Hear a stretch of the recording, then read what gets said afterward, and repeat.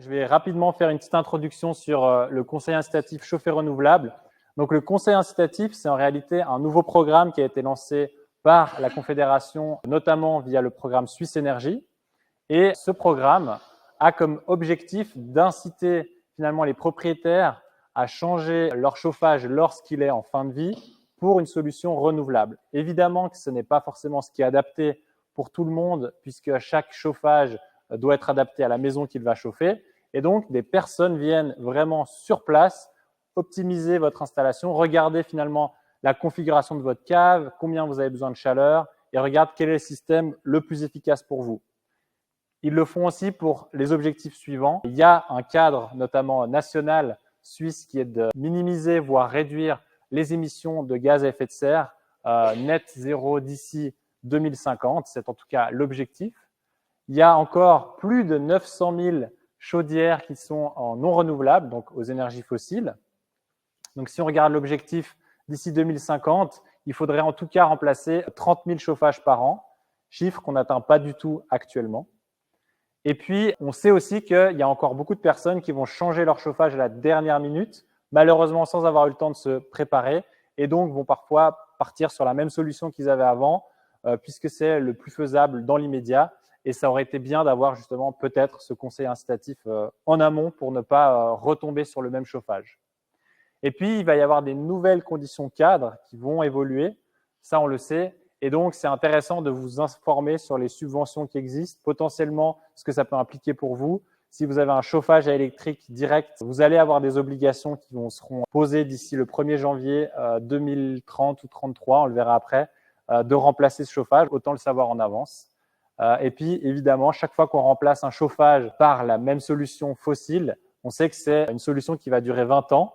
Et donc, on perd ces 20 années-là avec de nouveau un système fortement émissif.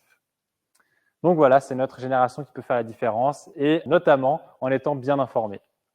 Donc ça, je vous apprends peut-être rien, mais en tout cas, c'est la stratégie du canton de Vaud qui est de réduire la consommation d'une part et également de transitionner vers le plus possible d'énergie renouvelable comme le solaire photovoltaïque, le solaire thermique.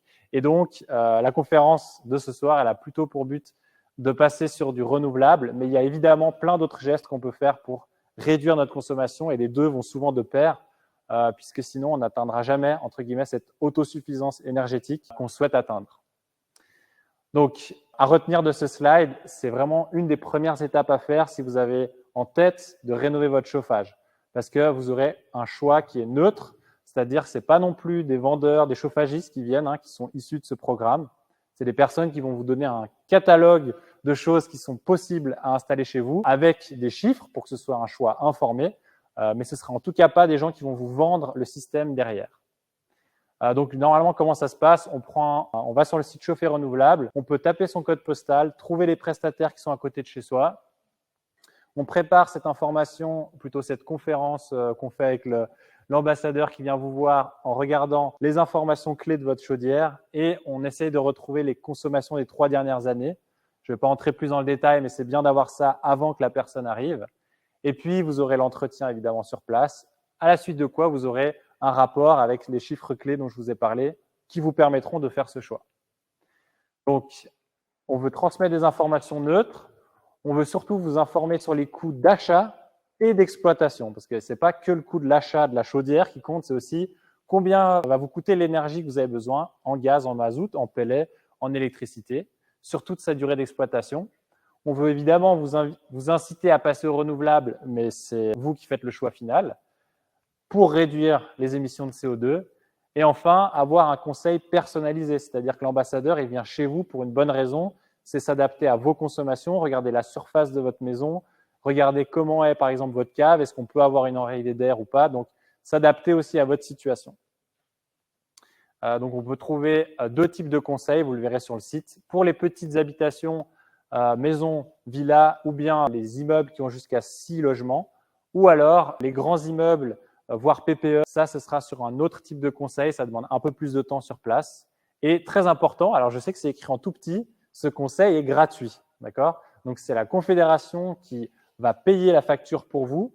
Vous devez simplement renvoyer le rapport que vous aura remis le prestataire, signé pour dire qu'effectivement cette personne est venue chez vous. et vous n'aurez rien à débourser. Donc, c'est pour ça que c'est aussi fortement incitatif. C'est pour vous dire que ce conseil-là, pas besoin de le payer très cher, il est offert. Voilà, donc on va en parler ce soir, mais donc par rapport aux deux solutions qui existent actuellement, du chauffage à mazout ou gaz ou l'électricité directe, eh ben, il existe en fait plein d'autres solutions.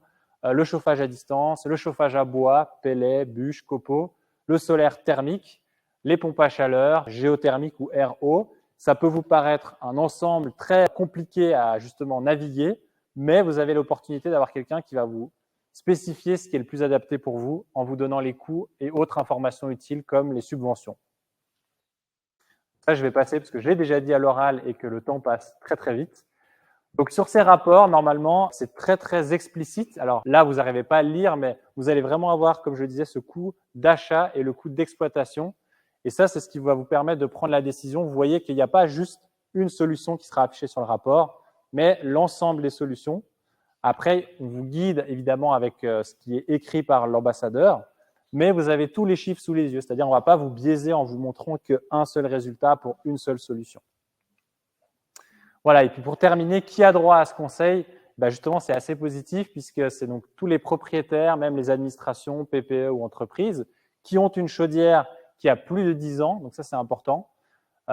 Si c'est une chaudière très récente, en théorie, vous n'avez pas le droit à la subvention. Vous pouvez bien sûr faire appel à ce conseil, mais du coup, il n'est plus offert.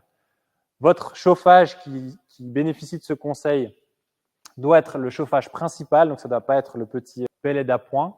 Et puis, ça doit être une personne qui est bien répertoriée sur le site Chauffer Renouvelable. Donc, ça doit être une personne accréditée. Vous ne pouvez pas avoir de subvention si vous avez déjà obtenu un premier conseil incitatif, donc une double subvention par ce biais-là n'existe pas. Et pareil, si par hasard un autre organisme finançait ce type de visite, vous ne pouvez pas non plus bénéficier de double subvention. Mais ça n'arrive jamais, donc retenez juste que vous avez droit qu'à un seul conseil offert par le programme. Voilà, donc j'espère avoir été suffisamment bref et clair. Je peux prendre une ou deux questions s'il y en a. Si on n'a pas, très bien. Et puis sinon, on en aura aussi à la fin.